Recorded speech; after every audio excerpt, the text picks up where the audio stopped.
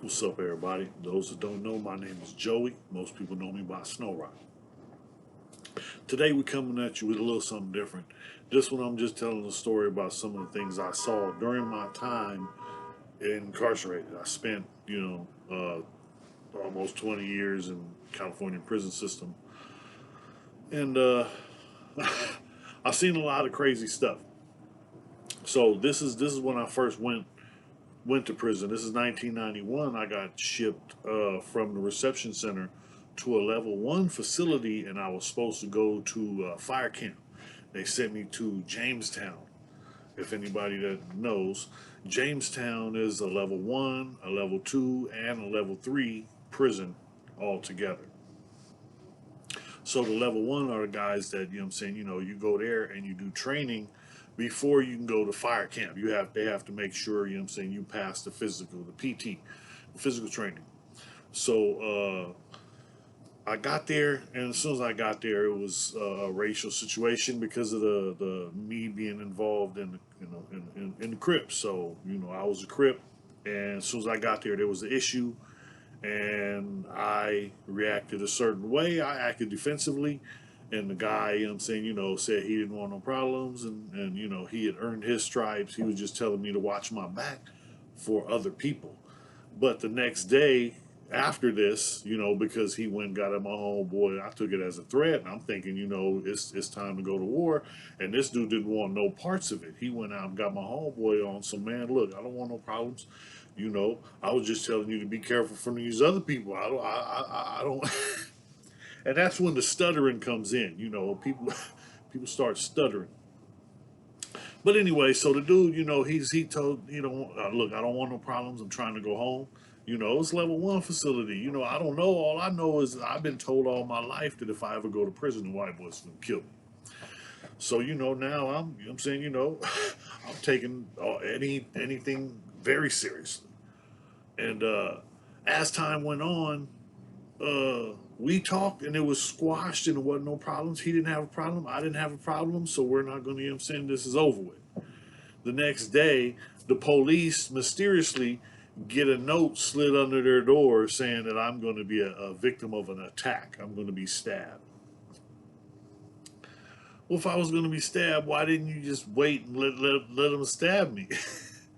But the police, this is the administration. So um, they called me in the office and then told me that because some other people said that they were going to stab me, that they're recommending I be moved off the yard. I'm like, I don't want to get moved off the yard. Leave me here, And they're like, nah, because uh, you pose a threat to the safety and security of the institution, and you could cause a racial riot between the white inmates and the black inmates. So anyway, I don't know nothing, I'm a first termer, just came up from reception, had the same problems in reception, left from, a lockup building. So now they're sending me to the hole. I've done nothing wrong. I haven't done anything wrong. I'm a level one and they put me in the hole because of this. So, now I'm in the hole, and the hole is on a level three yard. So you got level threes, level twos, level ones. But anybody that goes to the hole is the jail, the prison jail. So they put me in prison jail, and I ain't never been to prison before. I ain't never been this far north in California because we left Donovan Reception Center before the sun came up.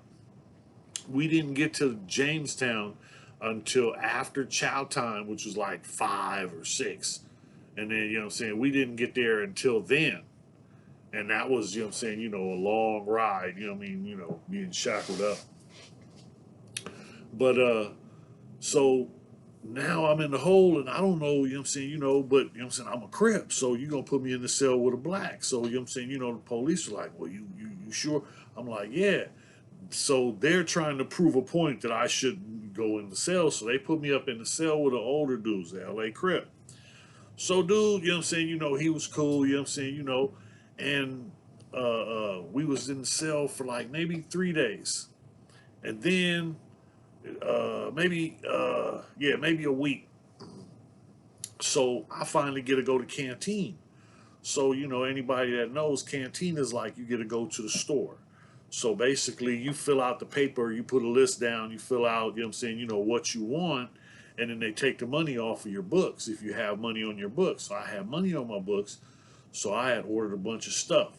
So they gave me my stuff, and the dude who was my cellie just, I don't know. Look, truthfully, I don't know what he was thinking. I don't know what made him think this was in any way acceptable. But he just, started taking stuff out of my locker and putting it into his locker. And then said, I'm taking this, punk. I jumped off the bunk on him. We ain't got nothing else to talk about. You got me mixed up. You're taking this? So, one thing leads to another, so we in the cell. And if anybody has ever been incarcerated, if you haven't, in a cell, the bunks are made of metal. The lockers are made of metal that are on the wall. There's a desk made of metal.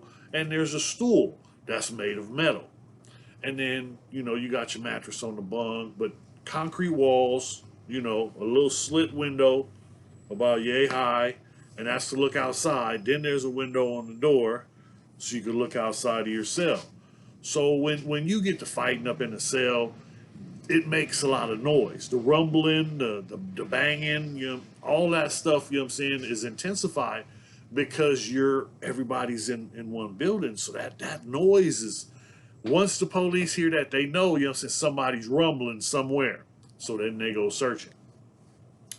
I have never had an experience like this. I don't know what I'm supposed to do. So the police are at my door. Everybody's hollering, people kicking on their doors.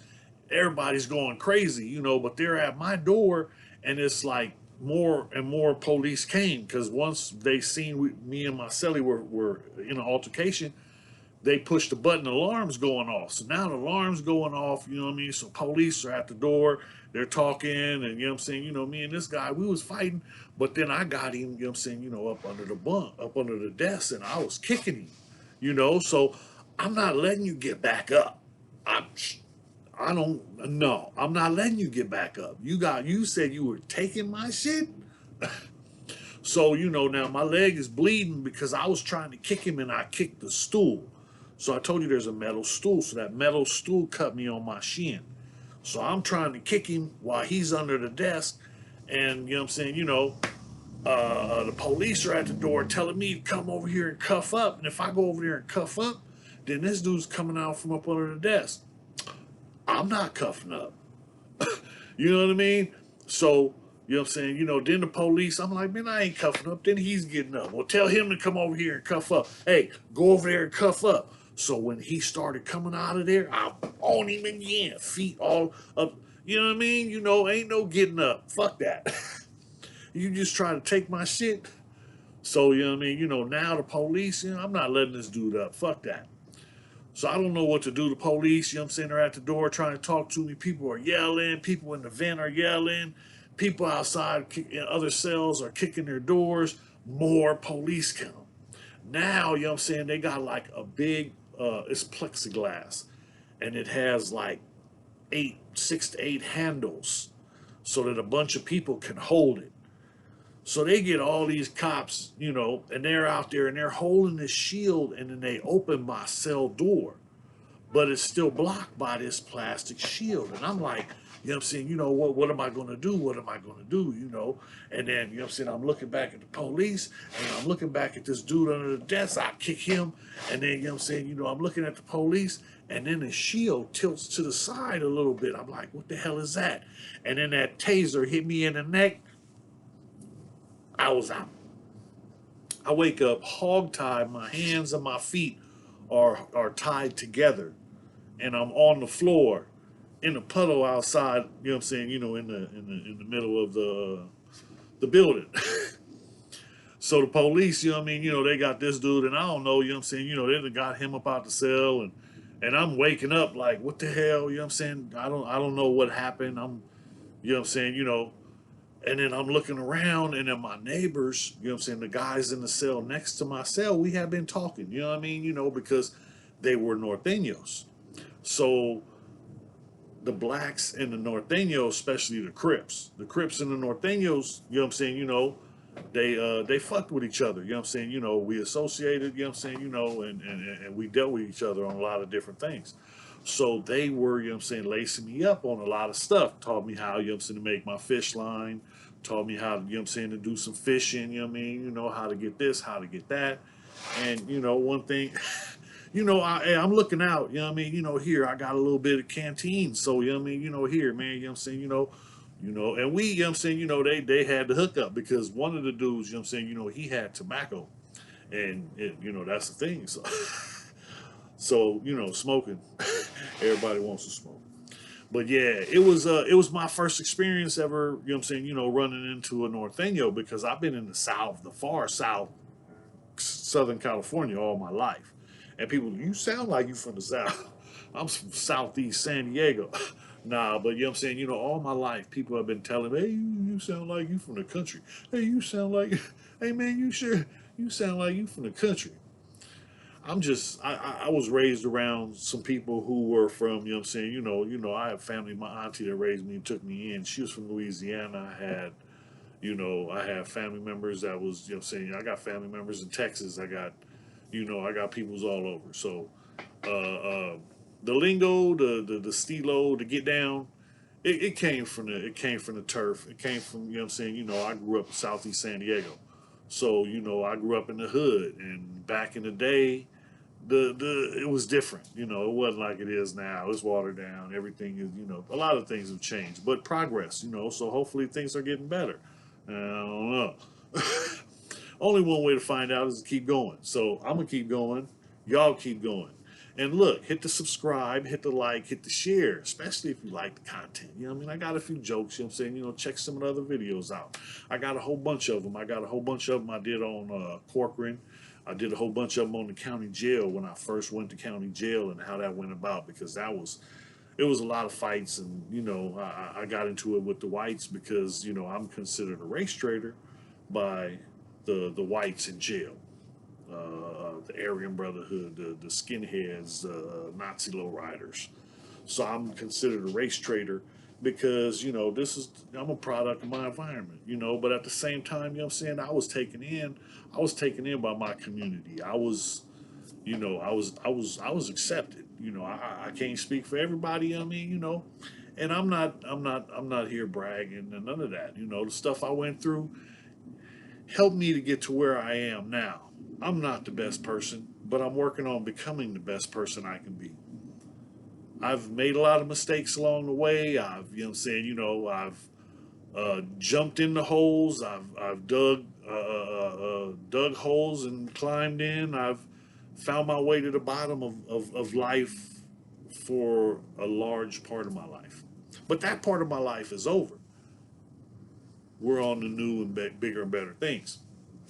I'm living my best life.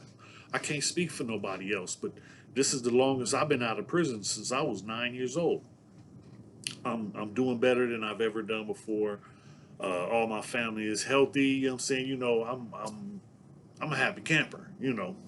I always say, you know what I'm saying, I don't have everything I want, but I have everything I need. I'm blessed by the best and praying for the rest. So again, hit that subscribe, hit the like, and hit the share. When you share the video, it helps my content, and it helps, me get paid. Thank you.